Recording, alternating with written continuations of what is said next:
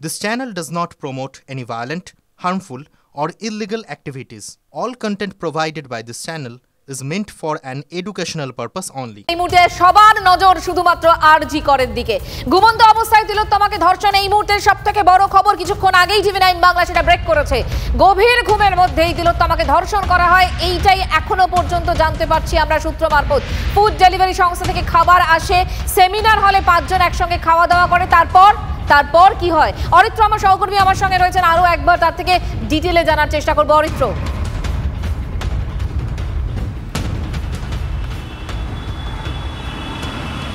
দেখো মঞ্জিরা, একদম নাটকীয় ঘটনা এবং নৃশংস ঘটনা ঘটেছে আরজি কর হাসপাতালের এই সেমিনার হলে।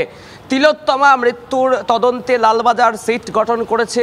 সিটের দায়িত্বে রয়েছেন জয়েন্ট সিপি ক্রাইম অর্থাৎ অ্যাডিশনাল সিপি 1 মুরলীধর শর্মা। দেখো, যেটা আমরা পুলিশ সূত্র মারফত এই মুহূর্তে জানতে পারছি, নিঃসন্দেহে যেটা বড় খবর যে ঘুমন্ত অবস্থায় তিলোত্তমাকে ধর্ষণ করা হয়েছে এবং তারপর খুন করা হয়েছে।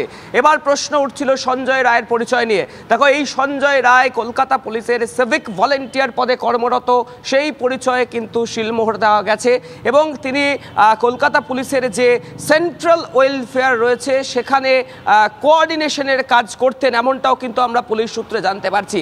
এবার আসি সেই প্রসঙ্গে যে কিভাবে এই নারকীয় নৃশংসতার ঘটনা ঘটলো। দেখো, গতকাল রাত্রে অর্থাৎ ভোর রাত্রে 9 তারিখ যে ঘটনার কথা আমরা জানতে পারছি যে এই যে সেমিনার হল রয়েছে আরজি কর হাসপাতালের, সেই সেমিনার হলে যাওয়ার দুটি রাস্তা, একটি রাস্তা সামনে দিয়ে, অপর একটি রাস্তা পিছনের দিক দিয়ে। পুলিশ সূত্রে যেটা জানতে পারছি, পিছনের রাস্তা রাত্রিবেলায় বন্ধ করে দেওয়া হয়, সামনের রাস্তা দিয়ে সাধারণত চিকিৎসক বা পেশেন্টদের যারা আত্মীয় রয়েছেন তারা যাতায়াত করেন। পুলিশ যখন সিসিটিভি ফুটেজ চেক করতে শুরু করেন রাত্রি 3টে থেকে ভোর 5টার, সেই সিসিটিভি ফুটেজেই কিন্তু বেশ কয়েকজন লোককে হাঁটাচলা করতে দেখা যায়, কাউকে আসতে কাউকে যেতে দেখা যায়। সব কজন ব্যক্তিকেই যাদের সিসিটিভি ফুটেজে দেখা গিয়েছিল 3 থেকে 4 জন, প্রত্যেককে পুলিশ প্রথমে জিজ্ঞাসাবাদ করে এবং তারা প্রত্যেককেই তাদের নিজেদের কারণ জানায় কেন তারা এই চেস্ট মেডিসিন বিভাগে আসছিলেন বা যাচ্ছিলেন। কিন্তু একজন ব্যক্তি যিনি কোনো প্রশ্নের উত্তর দিতে পারেননি, কোনো কারণ দর্শাতে পারেননি, তিনি হচ্ছেন সঞ্জয় রায়। দেখো, এবার যেটা পুলিশ সূত্রে আমরা জানতে পারছি যে এই আরজি কর হাসপাতালের যে সেমিনার হল রয়েছে সেখানেই মূলত তিলোত্তমা এবং তার বেশ কয়েকজন বন্ধু বান্ধবী ও তার যারা সহকর্মী রয়েছেন তাদের নিয়ে রেস্ট করতেন। আরজি কর হাসপাতালের যে রেস্ট রুম রয়েছে সেখানে ওভারক্রাউড হওয়ার কারণে সেই জায়গাটিকে কার্যত এড়িয়েই চলতেন তিলোত্তমা এবং ঘটনার দিন রাত্রে যেটা আমরা জানতে পারছি পুলিশ সূত্রে, ঘটনার দিন রাত্রি 12টা থেকে 12:30টার মধ্যে খাবার গ্রহণ করেছিলেন। ফুড ডেলিভারি অ্যাপ থেকে খাবার নিয়ে আসে তিলোত্তমা, তারপর তার যারা জুনিয়র রয়েছেন বা সহকর্মী রয়েছেন তাদেরকে সেখানে ডাকেন, অর্থাৎ সেমিনার রুমে ডাকেন। সেখানেই বসে প্যারিস অলিম্পিকের নীরজ চোপড়ার যে জ্যাভলিন থ্রো, সেই জ্যাভলিন থ্রো দেখতে দেখতে তারা খাওয়া দাওয়া করেন। এই যে সেমিনার হলে খাওয়া দাওয়া হয় বা অন্য আর 5টা রুমের থেকে এই রুমে এসি রয়েছে, যার ফলে একটু এখানে জিরিয়ে নেওয়া যায়, এটা ওই এমন কিছু ব্যক্তি যারা জানতেন তারাই এ কাজ ঘটাতে পারেন। প্রশ্ন হচ্ছে যে ময়নাতদন্তের রিপোর্ট আমাদের সামনে এসছে যে এই তিলোত্তমা তার শুধুমাত্র মুখে আঘাত রয়েছে তেমনটা না, শরীরের একাধিক জায়গায় আঘাত রয়েছে। সেক্ষেত্রে একজনের ক্ষেত্রে এই বিষয়টা শুধুমাত্র তাকে আটকানো, ধস্তাধস্তি হয়েছে, একজনের সাথে ধস্তাধস্তিতে এতগুলো আঘাতের চিহ্ন এভাবে আসা সত্যিই কি সম্ভব? পুলিশ কি বলছে?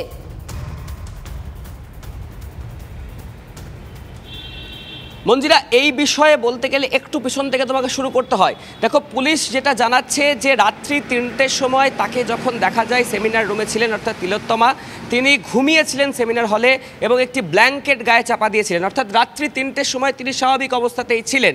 তারপরের থেকে অর্থাৎ যেটা পুলিশ সূত্র মারফত আমরা জানতে পারছি, ভোর 4টে থেকে 4:45 মধ্যে এই নারকীয় নৃশংস ঘটনা ঘটেছে।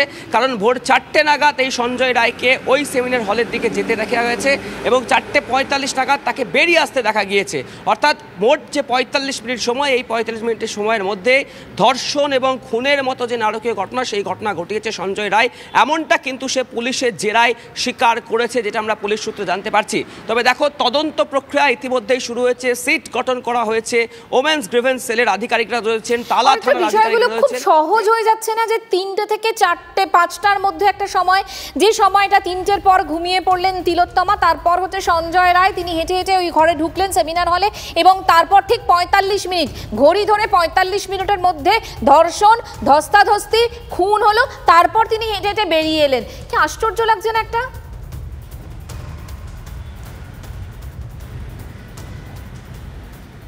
দেখো একদমই এটা খুব স্বাভাবিক, এই প্রশ্ন ওঠাটা স্বাভাবিক যে এই 45 মিনিট সময়ের মধ্যে এত কিছু করলেন সঞ্জয় রায়, অথচ কেউ টের পেলেন না, বা তিনি একা এত কিছু করলেন, তার সাথে আর কেউ ছিল কিনা সেই বিষয়গুলি এখন কিন্তু আলোচনার মধ্যে রয়েছে। তবে পুলিশ সূত্রে যেটা বলা হচ্ছে তদন্তের স্বার্থে, এবং যেহেতু এটা একটা ধর্ষণের এবং খুনের মতো ঘটনা রয়েছে, সেই জায়গায় দাঁড়িয়ে থেকে সবটা এখনই প্রকাশ্যে আনা সম্ভব হচ্ছে না। তবে দেখো যে কয়েকটা বিষয় মূলত সামনে উঠে আসছে এই সঞ্জয় রায় প্রসঙ্গে, সেই বিষয়গুলো থেকে কিন্তু পুলিশ কার্যত এখনো ধোঁয়াশার মধ্যে রয়েছেন। দেখো যেটা পুলিশ সূত্রে দাবি করা হচ্ছে যে এই যে তিলোত্তমা, তার দেহ যেখানে পড়েছিল সেই দেহের পাশে কিন্তু একটি হেডফোন পড়ে থাকতে ছিল, ব্লুটুথ একটি হেডফোন, সেই হেডফোনেকেই তারা কিন্তু মিসিং লিঙ্ক হিসেবে ব্যবহার করেছিল, এবং তারপরেই কিন্তু সঞ্জয় রায়কে শনাক্ত করা গেছে। কারণ হেডফোন এই তথ্যও ধরে নি অরিত্র, তাহলে প্রশ্ন ওঠে যে এই সঞ্জয় রায় যদি আমরা ধরে নিই যে সিভিক ভলেন্টিয়ার, তাহলে সে মদ্যপ অবস্থায় ছিল এবং সে ওখানে কি করছিল, ওই সময় কি করে ঘোরাফেরা করছিল ওই করিডোরে?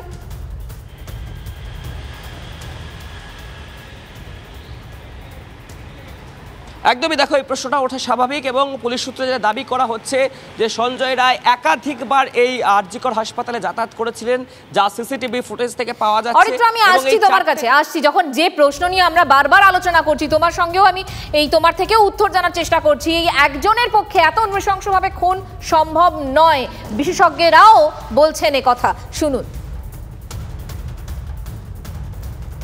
যে ইনজুরি, যেগুলো প্রত্যেকটা ইনজুরি যদি মনে করুন এমন প্যাটার্ন হয়েছে, একজন লোক একরকম করলো, আবার আরেক রকম করলো, এইটা সাধারণত হয় না, মানে রেয়ার আর কি।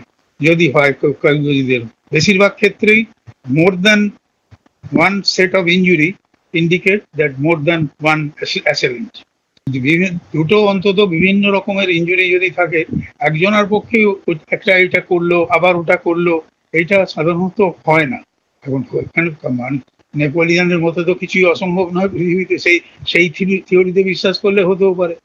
যেটা আমি বাপি সেনের ক্ষেত্রেও সেই ওপিনিয়ন দিয়েছিলাম, আমি তো পোস্টমর্টম করিনি, আমি ওপিনিয়ন দিয়েছিলাম পোস্টমর্টম রিপোর্ট দেখে, তাতে যে মোর দ্যান ওয়ান অ্যাসেলেন্ট ছিল, এবং আলটিমেটলি মোর দ্যান ওয়ান অ্যাসেলেন্টই প্রমাণ হলো। অনেকগুলো প্রশ্ন এই মুহূর্তে, কিন্তু উত্তর কোথায় পাচ্ছি আমরা, কিন্তু তবুও আমরা প্রশ্ন করে যাব। এই মুহূর্তে প্রাক্তন পুলিশ কর্তা অনিল জানা আমার সঙ্গে রয়েছেন। অনিল বাবু, একজন সিভিক ভলেন্টিয়ার, তিনি হাসপাতালের করিডোরে যত্রতত্র ঘুরতে পারেন, বা কি কারণে তার সেখানে পোস্টিং হতে পারে? সিভিক ভলেন্টিয়ারদের সাধারণত ট্র্যাকচারকে যে লাগাবে এটাই অর্ডার আছে মহামান্য আদালতের, কিন্তু কথা হচ্ছে এদের এইসব জায়গায় ইউজ করছে, বোঝা যাচ্ছে যে কারা এরা, কাদের রিক্রুটমেন্ট হচ্ছে, কাদের সব, মানে কোনো ফিস্টিং ছাড়া যাতে তাকে রিক্রুটমেন্ট হয়ে যাচ্ছে, পলিটিক্যাল অ্যালিজিয়েন্স থাকলেই হলো, এর ফলে এরা বেড়ে যাচ্ছে। এদের বাড়াবাড়িটা বড্ড বেশি হচ্ছে, এদের উপর ভিজিলেন্স না থাকলে মুশকিল। এরা সাহস পাচ্ছে কোত্থেকে? এদের চাকরি করতে গিয়ে কন্ট্রাকচুয়াল সার্ভিস হলে এই ধরনের জিনিস হবে। যদি ট্রেনিং করে চাকরি করে যোগ্যতা দিয়ে চাকরি পায়, খেটে পেতে হলে তখন চাকরির উপর মায়া থাকে, দরদ থাকে, আমার চাকরিটা চলে যাবে। এরা জানে দাদা আছে, দিদি আছে, আবার চিন্তার কি আছে, আমি তো এই আছি না। অনিলবাবু, একটু বুঝে নেওয়ার চেষ্টা করছিলাম, আমি ধরলাম যে তার একটা দায়িত্ব ছিল বা ডিউটির কথা ছিল, সে সেখানে ছিল, কিন্তু বক্তব্য হচ্ছে যে এদেরকে কোন কাজে লাগানো হয়, এবং এরা যে কাজ করছে বা এই যে যত্রতত্র হাসপাতালের করিডোরে ঘুরে বেড়াচ্ছে, সেটা নিশ্চয়ই হাসপাতাল কর্তৃপক্ষ জানে, কেউ তো নিশ্চয়ই জানে। না না, এটা তো অবশ্যই, এত ডিটেলমেন্ট তো হচ্ছে। সেখানে পুলিশের থাকার কথা, সেখানে সিভিক ভলেন্টিয়ার দিয়ে কাজ চলছে। প্রত্যেক হসপিটালে, একটা সরকারি হাসপাতালে একটা করে ফাঁড়ি থাকে, পুলিশ ফাঁড়ি, সেখানে একজন অফিসার থাকে, প্রয়োজন বুঝে একজন ইন্সপেক্টরকেও দেওয়া হয়, হ্যাঁ, অফিসারও দেওয়া হয়, অফিসারের সংখ্যাও বাড়ানো হয়। আমি দেখেছিলাম এনআরএস-এর এই চিত্তরঞ্জন হসপিটালে গন্ডগোল হলো, তখন ফোর্স বাড়ানো হলো, অফিসার বাড়ানো হলো, ল অ্যান্ড অর্ডার দেখার জন্য, বিভিন্ন সময় পুলিশের সাধারণ নাগরিকদের হেল্প করার জন্য। অনিলবাবু, কালকের পর থেকে, এই তিলোত্তমার দেহ উদ্ধারের পর থেকে আমরা দেখেছি পুলিশ বেশ অ্যাক্টিভ, এবং তারা যেভাবে দেহ নিয়ে গেল, তারপর তার সৎকার পর্যন্ত হয়ে গেল, এবং এই সঞ্জয় রায়কে অভিযুক্ত হিসেবে ধরে ফেলা হলো, এবং সবটা নিয়ে বলা হলো যে অপরাধীর সত্যি বিচার চাই আমরা, শাস্তি চাই আমরা। কোথাও কি বিভিন্ন জায়গায় আলোচনা হচ্ছে যে পুলিশ একটু বেশি তাড়াতাড়ি, যেখানে ময়নাতদন্ত হলোই না তার আগে কি করে ওই নির্যাতিতা তার আত্মহত্যা করেছে এই বিষয়টায় পৌঁছতে পারলো, এইগুলো কি বলবেন আপনি? আমি জানি না, পোস্টমর্টম রিপোর্ট পাওয়ার আগে কি করে লোকে বলে দিল, যারা বলেছে তারা দায়িত্বহীন না তার পরিচয় দিয়েছে। পোস্টমর্টম না হওয়া পর্যন্ত অটোপসি সার্জন যিনি আছেন, যিনি পোস্টমর্টম করেছেন, সেই সার্জনের ওপিনিয়নের বাইরে গিয়ে যদি কেউ মত দিয়ে থাকে সেটা তার ব্যক্তিগত মত, বোকা বোকা মতন কথা। তবে এটা ঠিক, আমাদের বর্তমান মাননীয় নগরপাল, আপনার কাছে আমার শেষ প্রশ্ন সেটা হচ্ছে যে এখনো পর্যন্ত পোস্টমর্টম রিপোর্টে যা যা আমরা তথ্য পাচ্ছি তাতে এই তিলোত্তমার দেহের একাধিক জায়গায় আঘাতের চিহ্ন রয়েছে, ধস্তাধস্তি হয়েছে, ধর্ষণ হয়েছে, তারপর খুন করা হয়েছে, এগুলো একেবারে স্পষ্ট। কোনো একজনের পক্ষে এগুলো করা এবং 45 মিনিটের মধ্যে করা সম্ভব না? সম্ভব না। এটা যে ধরনের হয়েছে, এখন দেখতে হবে যে ভিকটিম যে মহিলা ডাক্তার তার বিল্ড কিরকম, তার শরীরের চেহারা কিরকম।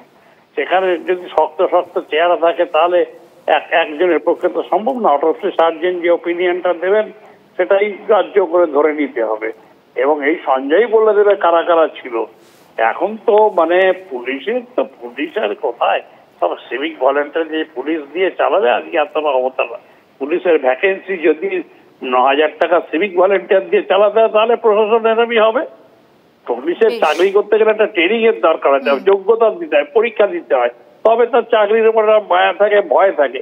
এরা তো রাজনৈতিক কারণে রিক্রুটমেন্ট হয়, এরা জানে আমাদের আছে, যা খুশি তাই চলছে, আর কি হবে।